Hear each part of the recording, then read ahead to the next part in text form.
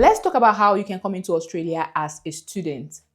For many people, coming into Australia as an international student might be the best bet for them because one, they're actually not in a profession that is in high demand.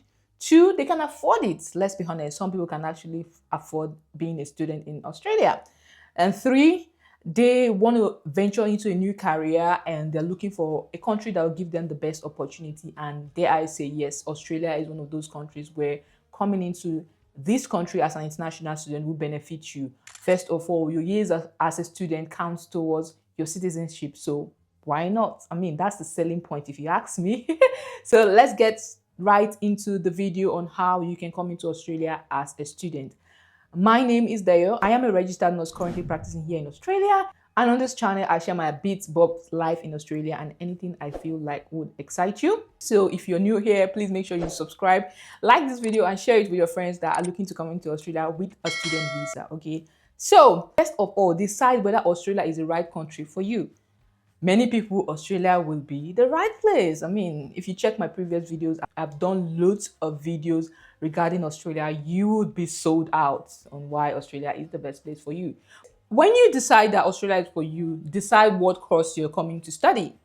I'm going to be honest with you, not every course is necessary. I mean, every course is important, but if you are coming to Australia with the sole aim of making Australia your permanent base, I want to promise you that all courses will not give you that smooth landing. So know your why. If coming into Australia is just for fun, study, I want to go back to your country, that's perfect. Any course you come to do in Australia would serve that purpose. However, if you are using the student route to come into Australia and you want to make sure that you turn Australia into your permanent place of abode, you want to make sure that you're selecting a course that will give you that permanent residency. There are loads of them. Okay, loads of courses. I'll tell you, go to IMI website, you're going to see high in demand courses. Check any of them that favors you, do it. Most of the health courses are there, but please do your research. IT courses, most engineering courses, like construction, like most trading courses are there. So make sure you do your own research and go for what you actually love. Okay, just make sure it's in the high in demand occupation so you can easily get a visa sponsorship and permanent your stay here in Australia. Okay, so choose your course. After choosing your course, you want to check which university offers that course. Not all university offers every course you want to study, okay? So after picking your course, you pick your university. Now, let me be honest with you. The university you choose will make or break your whole process. First of all, not every university is accredited to bring in international students. So do your own research and make sure it's under the Commonwealth place. I've forgotten, there's a critical term. I've forgotten the exact word, but there is a word for it that making sure that it's eligible to bring an international student. I want to put this disclaimer right now that I didn't come into Australia with a student visa. And everything I'm saying here is based on my friends' information and also my own research. So please make sure you do your own research. I'm not also an immigration agent. I am just a normal person like you and I, but I just love to share information that will help others. Get the school that is able to bring you into Australia. So after you've gotten the school and you have started your process, that school would usually 9 out of 10 have an education agent they work with, okay? Agents that some of them, they are in your country. For example, let me use Nigeria because most of the people watching me are Nigerians. So in Australia, if you say you choose the University of Sydney as your school, they have an accredited agent for University of Sydney. Example, okay? So that agent mostly might be in Nigeria or they might be here in Australia, depending on which school you go to. But that agent will be attached to the school. So one, you work with that agent because most of the times you cannot apply directly to the school. You have to apply through the agent. And not just one agent because every school has so many agents they are working with. So if you don't like this particular agent, you can switch to the next one. That's the good thing about working with the agents that are accredited with the school. So make sure you work with an accredited agent. If you're not sure, email the school and the school will reply you to tell you which agents to use for their admission, okay? Now, you get the school's agent's number and the agent will help you with all the process. Bear in mind, it is free. What I mean by free is that you don't pay the agent. You never have to pay the agent. The agent works with the school and I think the school somehow pays the agent, so you don't pay the agent. So this is me saying any agencies that tell you, oh, you have to pay them for application fee or whatever, like pay them directly, just know that it's most likely a scam, okay? Do your research, that's what I'll tell you. Now, the school will tell you which agent to use. You use them, most likely they'll ask for all your documents. Now, every school document is different depending on your course, but I know that one important document that they will need is your English language proficiency. They do accept other ones, but the most common one is the IELTS. And most times, depending on your course, you might need a 6.5, depending on your course. Some might be 7, okay? This brings me to say, if you're trying to prepare for your IELTS or any of the English exams and you don't know where to go, I want to let you know that EMGS is here to make your whole process seamless. They would put you through your IELTS preparation, everything you need to know to pass your exam in one sitting, okay, or your next sitting. They will prepare you for it, and if you are applying and you need your supporting statement for your school, they also would help you draft that. If you need your CV to apply for school, because there are some masters that you need your CV, or if you're applying for PhD, you might need your CV. EMGS also helps with your CV revamping if you need someone to put you through with all that. So yes, please contact EMGS. I'm going to leave all the details on the screen for you to contact them and get ready for your IELTS. And of course, pass in your next sitting, because the last thing you want to do in this Australian process is waste time or delay your process with something you would have done without wasting time, okay? So yeah, reach out to EMGS and let me know how your process goes with them.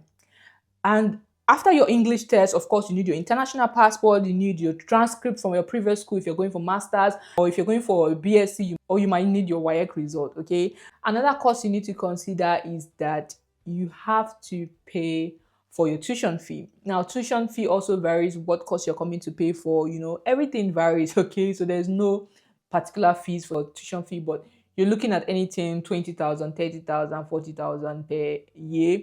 So depends if you're coming for masters or BSc, everything depends on so many factors. I cannot give you a figure, okay, but that's roughly how much you're going to spend.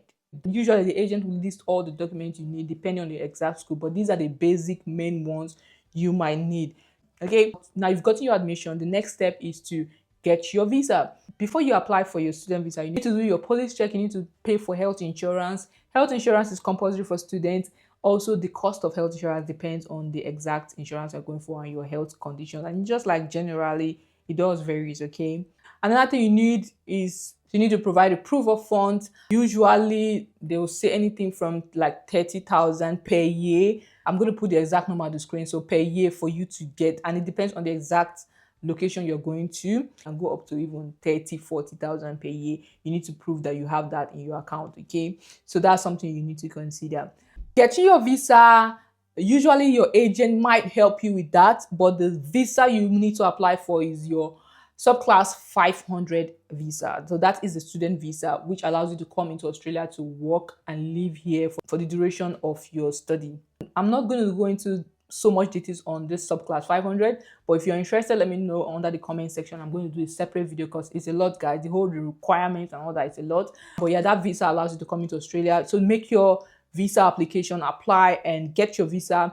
I would also like to say that the Australian subclass visa is very, very strict, and there's an age you get to, and it might be very difficult for you to get in, depending if you're coming to do masters or PhD or BSc.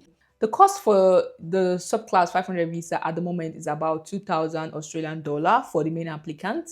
Okay, get your visa, book your flight. Okay, after booking your flight, you get your accommodation. Sometimes the school is going to help you find, or they have student accommodation you can utilize, or you can get an Airbnb close by before finding a permanent place.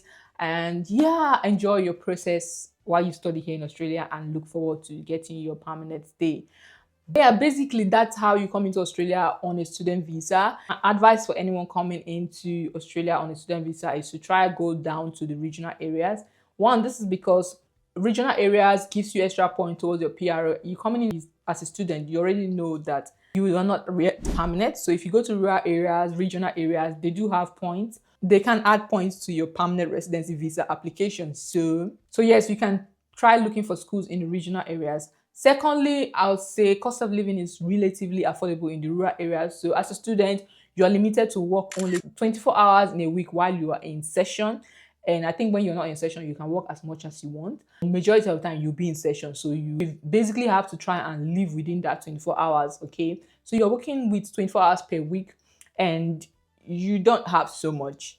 Okay, like how much can you earn with that 24 hours? So most of the time, if you want to live in an affordable area, please avoid Sydney. Okay, except you can absolutely afford it. Okay, definitely main cities, Sydney, Brisbane, Melbourne, they are very expensive, especially Sydney. Okay, so make sure you are going to somewhere that you can afford as a student on 24-hour per week pay. Okay, of course, when it's holidays, you can work as much as you can, but you cannot bank on your holiday pays. Okay, that's what I'm going to tell you. But yeah, basically, this is everything you need to know about coming to Australia with a student visa. And if you have any other question, let me know in the comment section. I'll be happy to help as much as I can. But yeah, this is it for me. Thank you so much for watching. I'll see you guys in my next one. Bye.